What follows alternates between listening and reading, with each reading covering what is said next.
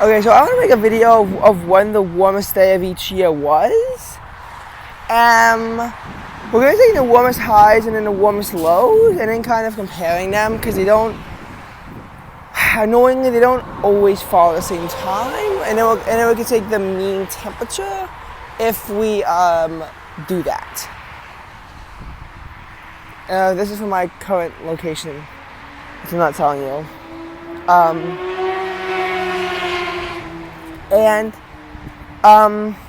Sometimes the day with the warmest high or the warmest low won't always fall out to be the coldest day of the month due to weird, confusing calculations and sciencey stuff.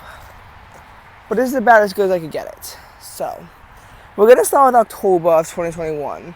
October was one of the warmest Octobers on record here, trending about 4 degrees above average. 4.1 in the city and probably a similar-ish amount here. We, unlike September, which we didn't happen to say what happened here, we didn't get a day where the low temperature wasn't the same as the high. Though I don't know that's necessarily the coolest low in September, and I didn't check back that far, mainly because I didn't feel like it. But that day was September 22nd, where the high was 81 degrees, which is 9 degrees above normal, but the low was 72 degrees, 17 degrees above normal, and enough for it to have earned this distinction. Typically on that day, the average high is 72, and the average low is typically 55 or so, maybe 56. So the low is 16 degrees above normal. But that was not the warmest high in the month of September. That happened on September 13th and 18th, where the high on both days hit 85 degrees. But we're not delving into this. We're only starting in October. So in October, the highest high temperature was 78 degrees, which was achieved on both October 13th and on October 14th. The low temperature on October 3rd got down to 57 degrees. And on October 14th, it got down to 61 degrees. October 14th and 15th, in an already kind of heat wave by October standards at least, were just some of the warmest days out of them. Where October 15th had a similar low of 61 degrees, the same low actually, and a high that was also relatively similar at 77 degrees. Essentially, this was kind of the end of summer meteorologically speaking, which arguably began as early as March 26th, though by any actual terms, people would just say it was sometime in the middle of May. But the coolest low was actually on October 4th, which was my birthday, when the low temperature was 63 degrees. An all-day temperature crash from the high of 70 as a cold front came in, but this cold front wasn't really enough to make anything actually cold. But the high of 70 degrees would still mean that the mean temperature was only 66.5. In actuality, it was really October 14th with the highest mean temperature, when it was 70.5 degrees, which is actually really absolutely insane for October, if you think about it. Really by October, the high temperature, the low temperature should not be in the 60s at all. The mean temperature should absolutely not be in the 70s in October. Actually, no, I was wrong. It was 69.5 degrees. But it's still really intense heat for October standards.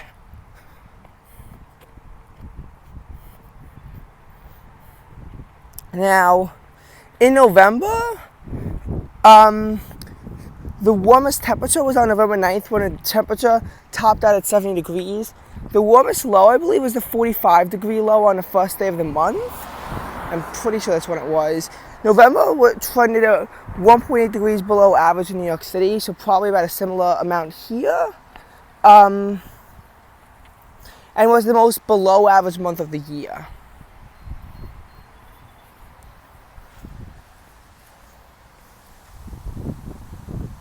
There was even a day in November where the high temperature failed to get out of the 30s.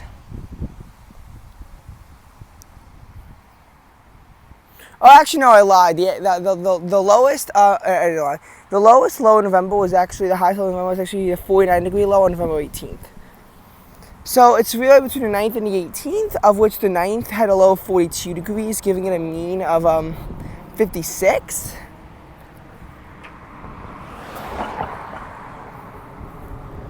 Meanwhile, with the high of 66 on November 18th, gave it a mean temperature of 57.5 degrees. So I think that November 18th does take the cake for the warmest day in November.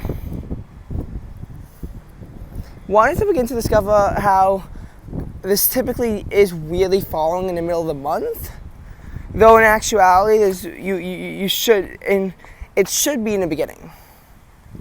December, however, was much above average, 4.7 degrees above average in New York City, probably a similar-ish amount here, if not a tiny bit more than that.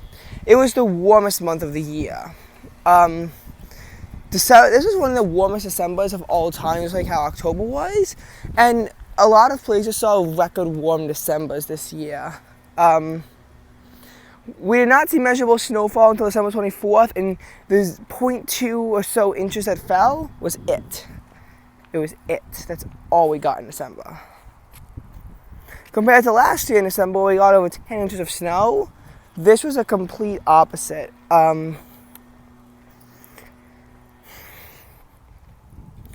was a day in December 16th, where the low temperature was 52 degrees. So essentially, you had a day with a low in the 50s in December, something that even November failed to produce. This is way above the average of what it normally is, in the low 30s. So obviously it was warmer than the average high at the state. And a high of 61 degrees was still over a dozen degrees above average, which is typically in the upper 40s in this time of year. In New York City, it got even warmer. It got into the mid-60s. And considering that last year at that time there was a nor'easter, where the high temperature was close to what the average low is at 32 degrees, and the low temperature dipped down to 25. This year was a complete opposite and was spring-like conditions. Again, a low temperature in the 50s is ridiculous in December, and we will not see that again in 2022 until April 12th, though must I say January 1st got very, very close, which is a bit ridiculous, especially considering how January would wind up being 3.4 degrees below average in the city, probably a similar amount here, maybe a little less, and was the most below average month here since November 2019, when a cold wave came down.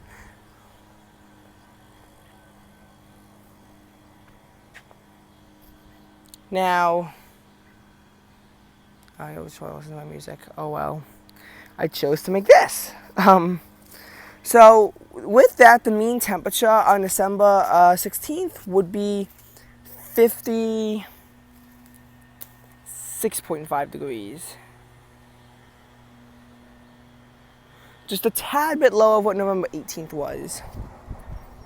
61 degrees was the highest temperature recorded during the month, similar to the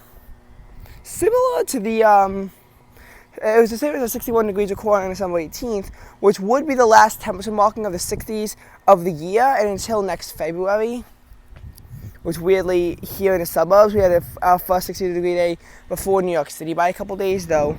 When they had their first 60-degree day on February 17th, it got to 68 there. Here, we only managed to get to 56. But on February 12th, the city got to 57, we got to 61, so yay. The low on that day would be 46 degrees, though, which would bring on a lower mean temperature, and this was December 17th.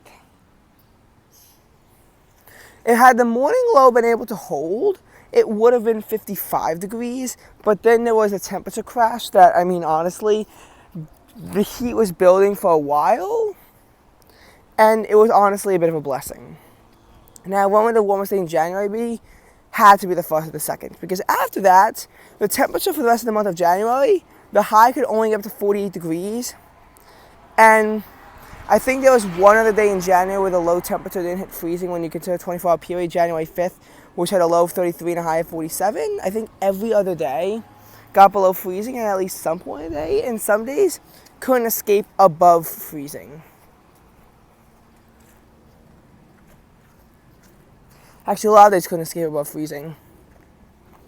There was some 48-degree days. The problem with them was that when we had a 48-degree day, the low at some point was still in the 20s. Oh, and there would be a temperature crash the next day. Actually, no, January 17th also, I believe, had a high of like maybe 45, but a low temperature of 33 degrees. Maybe the high was 47. It was either 45 or 47 degree high. I think January 17th was the other day where it managed to stay above freezing for 24 hours. And then, of course, the 1st and 2nd. January 2nd had the highest temperature of the month of 59, and had the morning low been able to hold at 51, that would have been absolutely insane for January to have a day with a low in the 50s. But a temperature plummet came in at about 3 o'clock. And this is where, according to a lot of people, real winter actually started. It was this temperature crash that brought the temperature down to 37 degrees by midnight. But the temperature would continue to plummet the next day until it bottomed out at 19 degrees on the morning of January 4th. Now, January 1st had a high of only 53, but the low of 49 gave it a mean of 51. Way higher than a mean of 48 degrees that occurred on January 2nd. And again, the low is 49. We wouldn't see a low of 49 again until, again, April 12th. This is absolutely insane, and these first 2 days were 16 degrees above normal. January 1st having a low that was way above the average high of this time of year, which is typically only 39 degrees. However, I must say that if you subtract these 2 days, the month would be 4.5 degrees below average. February would see some respite though. The warmest day of the month actually was when the mercury topped at 69 degrees. I was in Seattle, unfortunately. And this was on February 23rd. The morning low was in the upper 40s, but this is a delayed temperature crash, which came in hard. The temperature dipped down to 37 degrees by midnight on February 23rd. Thus, the mean temperature on this day with an extreme temperature swing was actually only 51 degrees. Meanwhile, we had a high of 61 and a low of 42 on February 12th, where the mean was 50.5. The 42 degree low on this day was above the average low and would pose to be the warmest low of the month. I think there was another 42 degree low. I think, when was it? February 17th would be this day. The problem is, though, is that they had a high of only 56 degrees. Though it was still spring-like, I must say. February had a lot of spring-like days, but unlike December, it was capped off due to winter still being present in the month. What I mean by that is that December had very few winter-like days. February had a fair amount of winter-like days. I mean, our coldest day of the month was just 2 days after our second warmest day of the month, I guess, when the high was 26 and the low was 16 on February 14th, giving us a mean temperature of only 21 degrees on Valentine's Day. These extreme temperature swings kept February's warmth substantially in check. It really just did. Now, in March, our warmest low was 48 degrees, but the high was only 62 degrees on March 7th. There was a beautiful day in the city where it got to 72, but the winds off the water completely screwed our area over, capping our highs off at 62. The mean temperature, thus, was kept down to 55. On March 19th, the high got up to 66, and with the low of 47, That kept our mean temperature at 56.5 degrees, making it the warmest day of March.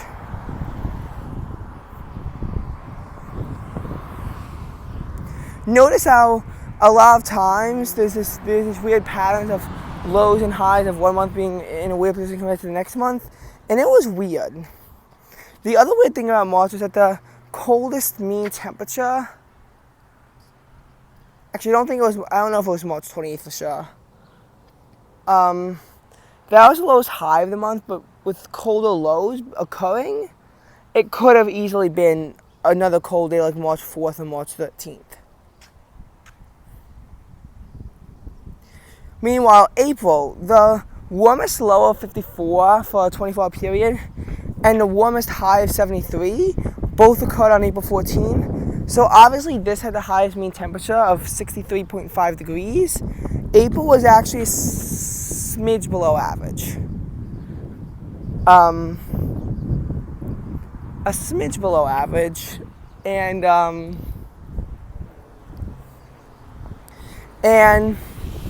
while there weren't really truly any winter-like days, I guess the winter-like rainstorm gave some days this feel, which happened on May 7th as well.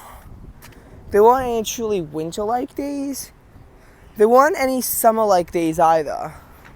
So again, the last time that you really had a summer-like day up until this point was probably October 14th and 15th. Well, highs in the 70s do occur in the fall and it's a bit below average for summer. The lows in the 60s, which are also a bit above average, they still occur in summer quite a bit, and hence why I would call them summer-like.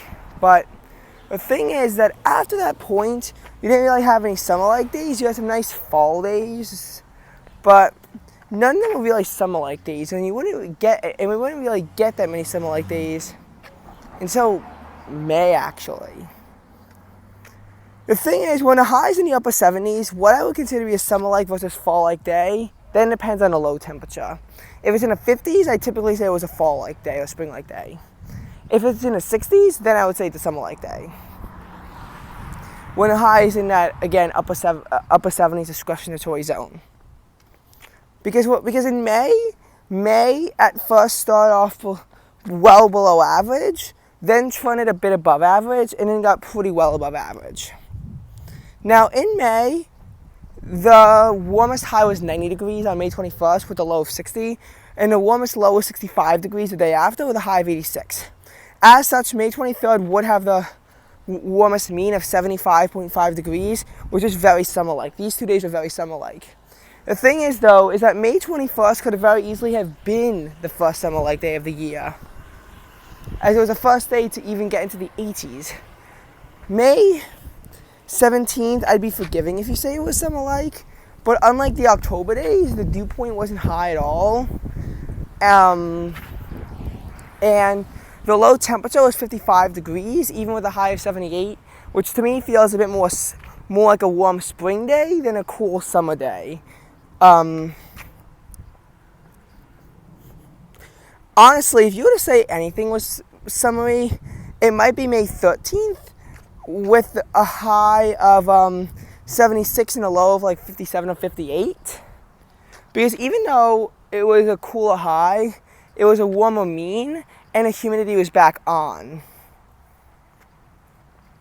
Though honestly, I would not call that summer-like either. I would just call that an annoying spring day. Because that's what can happen in the spring. I would say that first summer-like day was May 21st.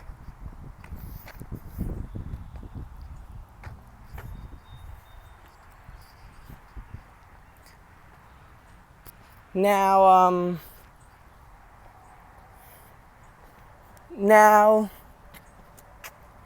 oh wait, I forgot. May 31st was actually the highest day of the month with a high of 93 and a low of 61, the warmest day of the month.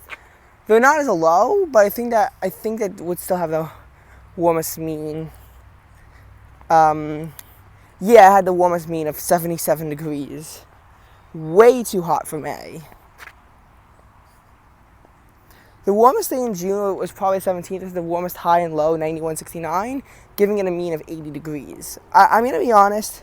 When you have summer, spring / fall, and winter-like days, I can sort them out for you if you want. But, I mean, I'm going to be honest. It can be a bit tricky to figure out what can it be solely of the temperature. But, I mean, that's what I'm going to say.